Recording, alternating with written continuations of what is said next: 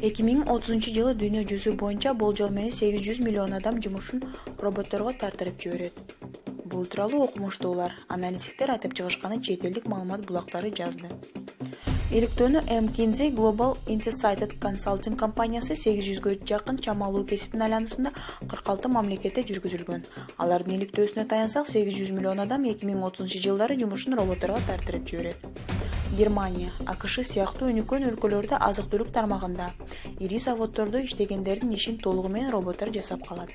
Ал эми Британияда айыл чарба менен алектенгендердин 19% жумушун алмаштырганга туура келет. Учурда айдоо жерлеринде отоо чөптөрдү жулган роботтор көп. Өлкөдө адамдардын ишин жеңилдетип жатат.